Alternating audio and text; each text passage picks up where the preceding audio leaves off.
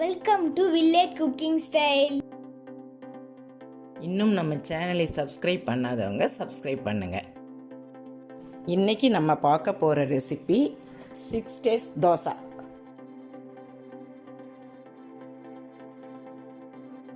இன்றைக்கி நம்ம 6 வகையான தோசை பார்க்க போகிறோம். 1 பட்டர் தோசை, 2 செஸ்வான் தோசை, 3 உருளைக்கிழங்கு மசால் தோசை, 4 இட்லி பொடி தோசை, 5 கருவேப்பிலை பொடி தோசை, 6 ஆனியன் தோசை. இந்த 6 வகையான தோசை நம்ம பார்க்க போகிறோம். வாங்க அதுக்கு தேவையான பொருட்கள் என்னென்னு பார்க்கலாம். இங்கே நான் இட்லி பொடி எடுத்து வச்சுருக்கேன், கருவேப்பிலை பொடி பவுலில் எடுத்து வச்சுருக்கேன், ஒரு மீடியம் சைஸ் வெங்காயம் எடுத்து பொடியை கட் பண்ணி வச்சுருக்கேன், 4 பட்டர் பீஸ் வச்சுருக்கேன், 2 ஸ்பூன் அளவுக்கு செஸ்வான் வச்சுருக்கேன், செஸ்வான் சட்னி, ஒரு பவுலில் உருளைக்கிழங்கு மசாலா எடுத்து வச்சுருக்கேன், மாவு எடுத்து வச்சுருக்கேன். தேவையான அளவுக்கு நம்ம 6 வகையான தோசை செய்கிறதுனால அதுக்கு தேவையான அளவு மாவு எடுத்து ஒரு பவுலில் வச்சுருக்கேன், இட்லி மாவு. இதெல்லாம் இதுக்கு தேவையான பொருட்கள். இப்போ செய்முறை பார்க்கலாம் வாங்க. இங்கே நான் ஸ்டவ் ஆன் பண்ணி ஒரு தவா வச்சுருக்கேன், வச்சுட்டு மாவு ஊற்றி விடுறேன் பாருங்கள். மெலிசா நம்ம தோசை ஊற்றிக்கணும்.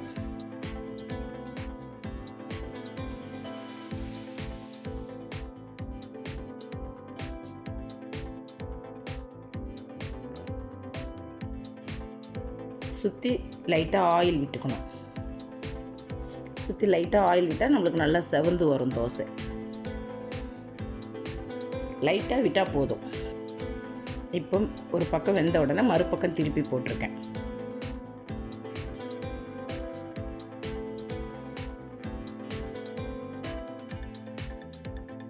இப்போ நம்ம திரும்பவும் திருப்பி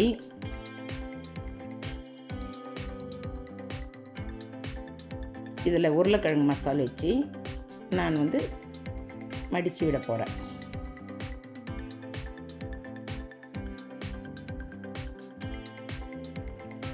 இது மாதிரி நம்ம பண்ணி கொடுத்தா குழந்தைங்களுக்கு விரும்பி சாப்பிடுவாங்க. இது ஹோட்டல் ஸ்டைல் மாதிரி இருக்கும்.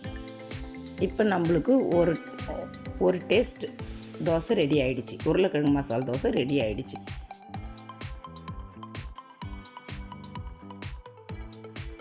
இப்போ அடுத்த தோசை ஊற்ற போகிறேன்.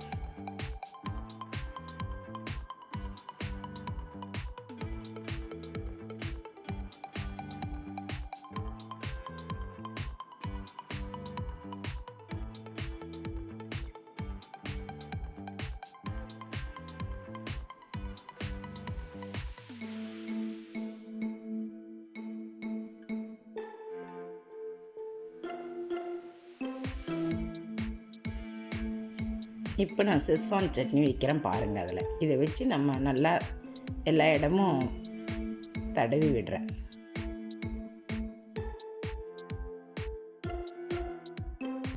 இது நல்லா ஸ்பைஸியாக இருக்கும்.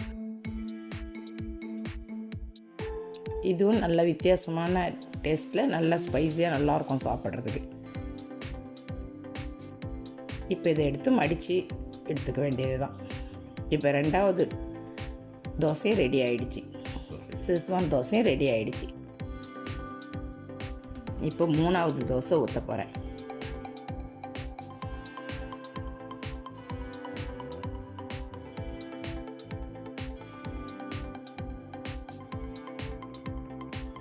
இப்போ ஆனியன் போட்டு விடுறேன் பாருங்கள்.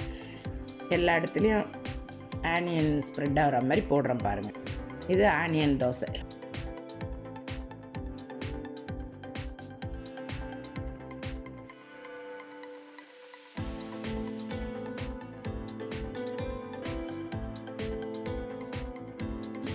இப்போ நம்ம இது மாதிரி மூடி வச்சோம், நம்ம திருப்பி போடாமல் அப்படியே மடிச்சுக்கலாம்.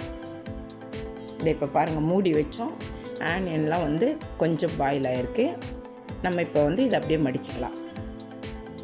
இந்த மாதிரி மூடி வச்சு எடுத்தாலும் நல்லா தோசை வெந்து தான் இருக்கும்.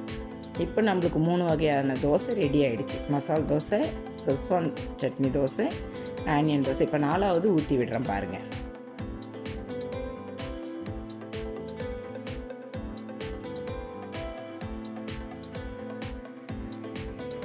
இப்போ நான் கருவேப்பிலை பொடி தூவி விடுறேன் பாருங்கள்.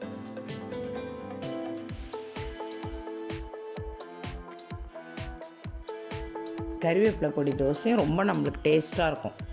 இந்த கருவேப்பிலை பொடி செய்முறை நான் வந்து ஏற்கனவே நம்ம வீடியோவில் கருவேப்பிலை பொடி செய்முறை இருக்குது, பார்த்துக்குங்க. இந்த கருவேப்பிலை பொடி தோசையும் நல்லாயிருக்கும், டேஸ்ட்டாக இருக்கும்.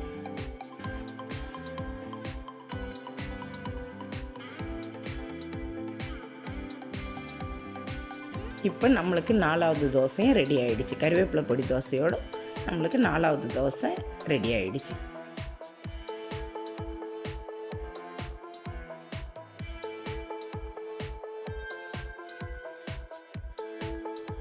இப்போ திரும்ப 5வது தோசை ஊற்றுறேன் பாருங்கள்.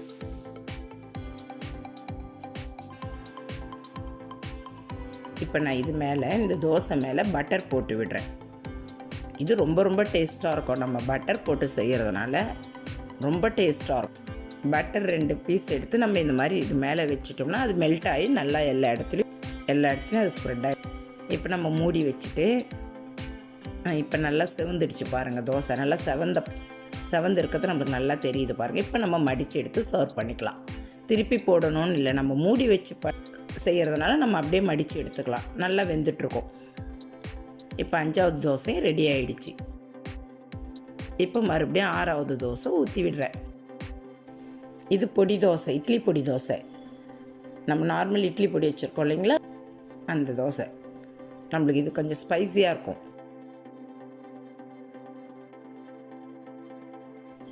நம்ம இது மாதிரி எல்லா இடத்துலையும் ஸ்ப்ரெட் ஆகிற மாதிரி போட்டுட்டு,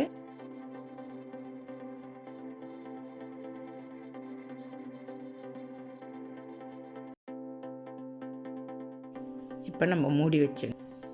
இப்போ நமக்கு 6வது தோசையும் ரெடி ஆகிடுச்சு. இப்போ நம்ம இது கூட சட்னிங்க வச்சு சர்வ் பண்ண வேண்டியது தான்.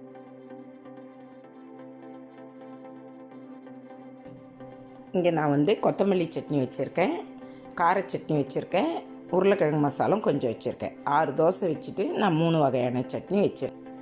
தேங்காய் கொத்தமல்லி வச்சு ஒரு சட்னியும் கார சட்னியும் அரைச்சிருக்கேன். நம்மளுக்கு அருமையான 6 டேஸ்ட் தோசை ரெடி ஆகிடுச்சு. இந்த வீடியோ உங்களுக்கு பிடிச்சிருந்தா லைக் பண்ணுங்கள், கமெண்ட் பண்ணுங்கள், மறக்காமல் உங்கள் ஃப்ரெண்ட்ஸுங்களுக்கு ஷேர் பண்ணுங்கள். இன்னும் நம்ம சேனலை சப்ஸ்கிரைப் பண்ணாதவங்க சப்ஸ்கிரைப் பண்ணுங்கள். தேங்க்யூ.